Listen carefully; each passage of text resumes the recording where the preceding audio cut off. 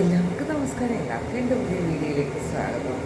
ഇന്ന് വീണ്ടും എൻ്റെ ഒരു രാവിലത്തെ ഡ്യൂട്ടി തുടങ്ങിയാണ്. ചോറിന് വെച്ചു, അരി അവയ്ക്ക് വെച്ചു, ചായക്ക് വെച്ചു. ഇനി വേഗം ഇന്ന് കിട്ടിയത് മറ്റേ കീരിച്ചാളെന്ന് പറഞ്ഞ മീൻ. ചില മീൻ വറക്കാനുള്ള മീൻ മാത്രം വറുത്തെങ്കിലേ പറ്റുള്ളൂ. അപ്പോൾ അതുകൊണ്ട് ഞാൻ ഇന്ന് രാവിലെ ഇപ്പം ആ മീൻ വറക്കുകയും പിന്നെന്താ വേഗം ക്യാരറ്റും ക്യാബേജും അരിഞ്ഞൊരു തോരനുണ്ടാക്കട്ടെ, പിന്നെ ഒരു രസം. അപ്പോൾ ഇതൊക്കെ ഞാൻ ഫാസ്റ്റായിട്ട് കാര്യങ്ങൾ ചെയ്യട്ടെ. വറുത്ത് വെച്ചു, മീൻ ഫിഷ് ഫ്രൈ ചെയ്ത് വെച്ചു, രസം ഉണ്ടാക്കി വെച്ചു. അതിപ്പോൾ തെളിയിരിക്കുന്ന കേട്ടോ, നല്ല ജസ്റ്റ് ഉണ്ട്, നല്ല രസമുണ്ട്.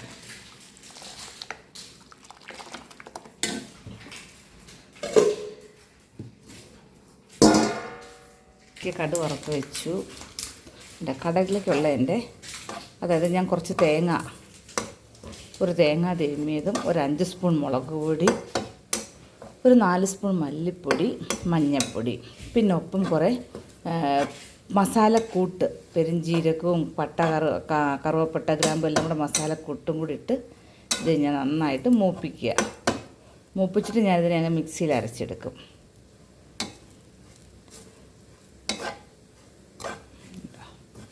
നല്ല മൂത്ത മണം വരുന്നുണ്ട് കേട്ടോ.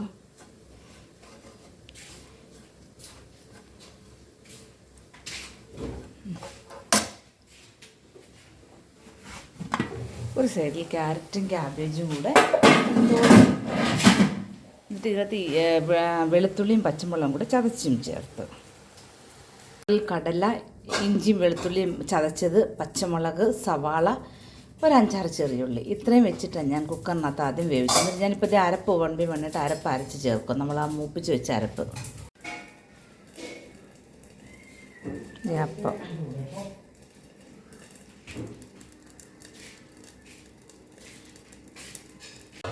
എൻ്റെ കടലക്കറി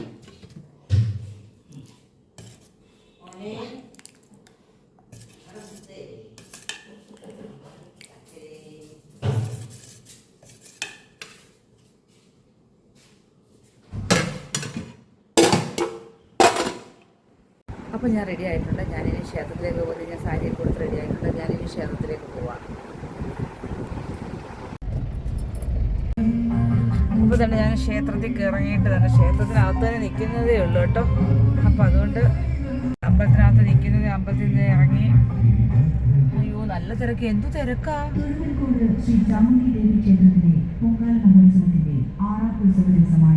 ജനുവരി 23 ചൊവ്വാഴ്ച രാവിലെ 5 മണി മുതൽ ഗണപതി ഹോമം. രാവിലെ 6 മണി മുതൽ വൈകുന്നേരം 6 മണി വരെ സപ്താഹം. രാവിലെ 7 മണി മുതൽ 9 മണി.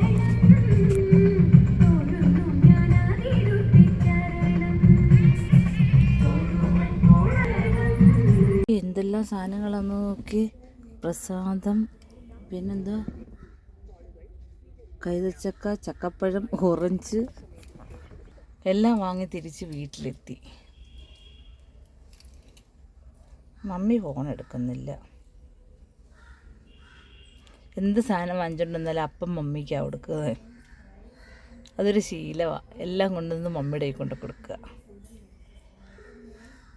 എന്ത് സാധനം വാങ്ങിച്ചാലും എന്തോ സാധനം വാങ്ങിച്ചാലും മമ്മിക്ക്. മമ്മി പുറത്തോട്ടിറങ്ങും മമ്മി. അമ്പലത്തിൽ പോയിട്ട് എത്തിയപ്പോഴേക്കും ഒരു എന്താ പറയുക 1:30 കഴിഞ്ഞത്. അപ്പം ഇനി ഞാൻ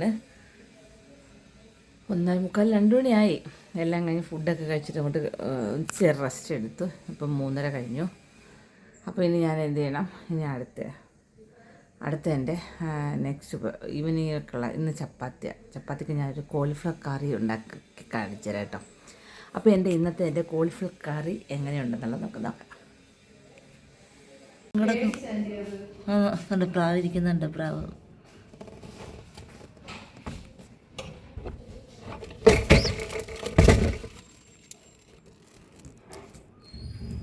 ഞാൻ വെള്ളം തിളപ്പിച്ച് അതിനകത്ത് മഞ്ഞൾപ്പൊടി ഇട്ടു.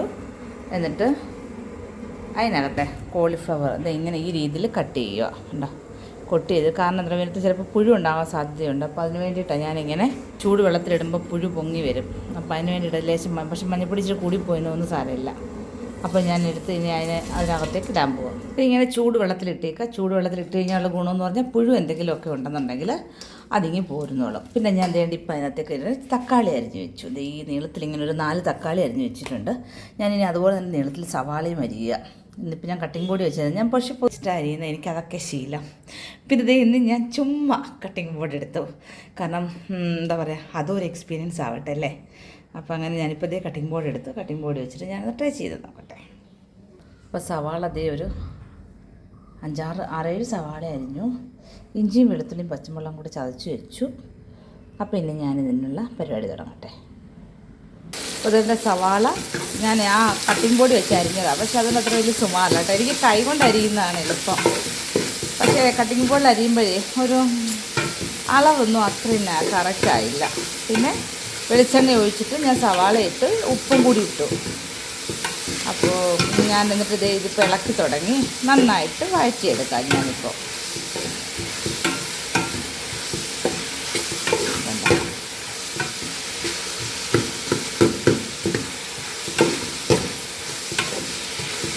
ഈ അടുപ്പായതുകൊണ്ട് പെട്ടെന്ന് വഴറ്റി കിട്ടും കേട്ടോ.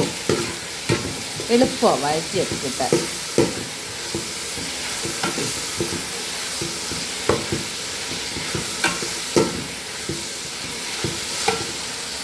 ഇത്രയും നന്നായിട്ട് വാടിയിട്ടുണ്ട്. അപ്പോൾ ഞാൻ ഇതിനകത്തേക്ക് ഇഞ്ചിയും വെളുത്തുള്ളിയും പച്ചമുളകും ചതച്ച് ചേർക്കാൻ പോവാം.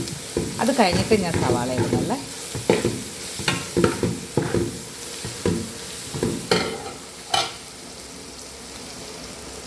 ഇഞ്ചിയും വെളുത്തുള്ളിയും പച്ചമുളകും കൂടെ അരച്ചത് ഞാൻ അതിനകത്തേക്ക് ചേർത്ത്. എന്നിട്ട് ഞാൻ ആ ജാറ് കഴുകി വെച്ച് വെള്ളം കൂടി ഞാൻ അതിനകത്തേക്ക് ഒഴിച്ചു.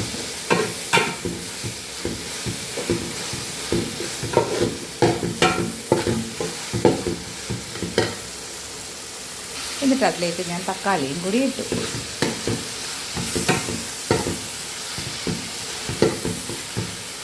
നന്നായിട്ട് വഴറ്റിയിട്ട് വരാം.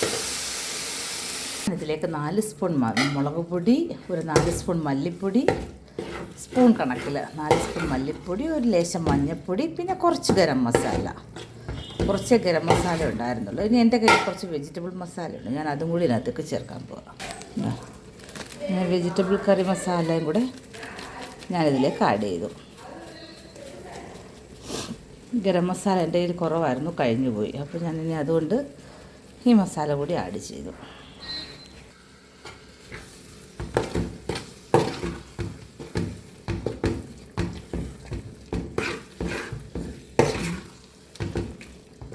അപ്പോൾ ഇനി ഞാൻ ഇതിനകത്തേക്ക് ഇതിങ്ങനെ കോരി എടുക്കാൻ പോവാം.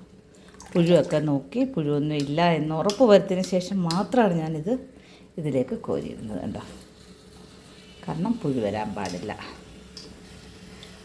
അതുകൊണ്ടാണ് ഇത്രയും നുറുക്കിയെടുക്കുന്നത്. അതാകുമ്പോൾ നമുക്ക് പുഴുവൊക്കെ വന്ന് അറിയാൻ പറ്റും കേട്ടോ.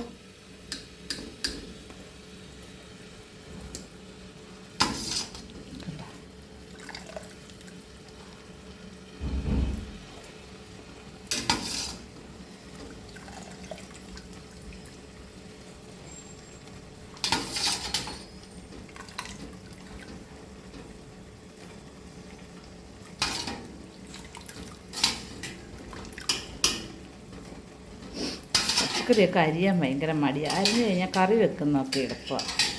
അരിഞ്ഞു കിട്ടുന്ന ഒരു താമസം. രാവിലെ തൊട്ട് ഇങ്ങനെ ചിന്തിച്ചടക്കും, അതിന് അരിയണമല്ലോ അരിയണമല്ലോ അരിഞ്ഞു കഴിഞ്ഞാൽ പിന്നെ കുഴപ്പമില്ല. എന്താ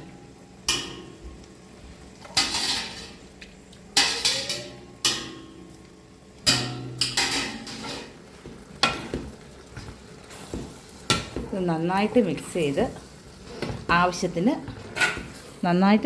ആവശ്യത്തിന് വെള്ളവും ചേർത്തുകൊണ്ട് ഞാൻ തിരിച്ചു വരാം. അപ്പോൾ ഇതുണ്ട് ഞാനിത് മസാല എല്ലാം ഇട്ട് വെച്ചപ്പോൾ എനിക്കൊരു കൊഴുപ്പ് തന്നെ. അപ്പോൾ എൻ്റെ കയ്യിൽ ഒരു പിടി സോയാബീൻ നേരത്തെ വേവിച്ച് തന്നെ ഞാൻ സ്റ്റോക്ക് ചെയ്ത് വെച്ചിരുന്നു. നന്നായിട്ട് വേവിച്ച്, അപ്പോൾ അത് അന്ന് കൂടുതലായതുകൊണ്ട് ഞാൻ എടുത്ത് വെച്ചത്. അപ്പോൾ ഞാൻ ആ സോയാബീനും കൂടി ഞാൻ എടുത്ത് അത് ഞാൻ ആ വെള്ളത്തിലിട്ട് വേവിച്ചിട്ട് പിഴിഞ്ഞെടുത്ത് സ്റ്റോക്ക് ചെയ്ത് വെച്ചിരുന്നു. സോയാബീനായിരുന്നു. ഇനി എപ്പോഴെങ്കിലും കറിയോ തോരനോ വെക്കാമെന്ന് വിചാരിച്ചിട്ടായിരുന്നു ഞാൻ എടുത്ത് വെച്ചിരുന്നത്. പക്ഷേ എനിക്ക് കോളിഫ്ലവർ മാത്രമായിട്ട് കണ്ടപ്പോൾ എനിക്ക് അത്ര എന്തോ ഒരു ഇഷ്ടം തോന്നിയില്ല. അതുകൊണ്ട് ഞാൻ അതിനകത്തേക്ക് എന്ത് ചെയ്തു, ഞാൻ ആ സോയാബീനും കൂടി ഇട്ടിട്ട് ഞാൻ അടച്ചു വെച്ച് വേവിച്ചിട്ട് ഞാനിപ്പോൾ ഓപ്പൺ ചെയ്തെടുത്തത്. പക്ഷേ ഇപ്പോൾ ഈ കറിക്ക് നല്ല രുചി കേട്ടോ. രണ്ടും കൂടെ മിക്സ് ചെയ്തപ്പോൾ നല്ല ടേസ്റ്റ്. അപ്പം ഞാൻ കടു ഒന്നും വറുത്തില്ല. അപ്പോൾ ഇനി ഇതിനകത്ത് കടു വറക്കണം. കറി തികയുമോ എന്നുള്ളൊരു സംശയം മാത്രമേ ഉള്ളൂ. ചിലപ്പോൾ അധികമൊക്കെ ഇവിടെ വരാറുണ്ട്. അപ്പോൾ അതുകൊണ്ട് പക്ഷേ നല്ല കറിയാണെങ്കിൽ അതുപോലെ അവർ ഉപയോഗിക്കുകയും ചെയ്യും. അപ്പോൾ ഇനി ഇതിനകത്തേക്ക് ഞാൻ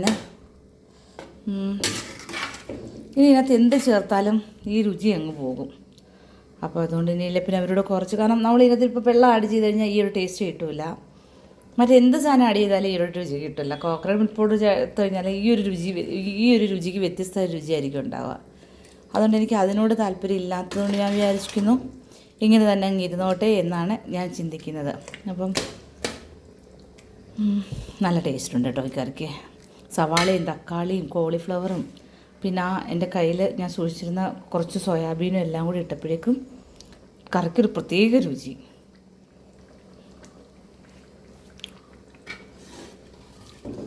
അപ്പോൾ ഞാനിനി ഇതിനകത്ത് കടുവറക്കും കൂടി ചെയ്യട്ടെ.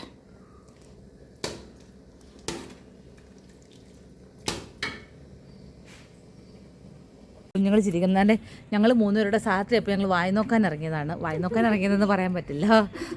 ഞങ്ങൾ നാളെ മോർണിംഗിൽ പുട്ടും പഴവും, അതുകൊണ്ട് പഴം വാങ്ങാൻ ഇറങ്ങി. രണ്ടാമത് നാളെ പച്ചമടി ദിവസമാണ് തൈര് വാങ്ങാൻ ഇറങ്ങി, പാല് വാങ്ങാൻ ഇറങ്ങി. കാരണം ഞങ്ങൾ നടന്നു പോകാമെന്ന് വിചാരിച്ചു ഇതിനെല്ലാം കൂടെ.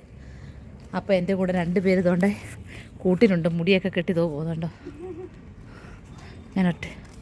ഓ എൻ്റെ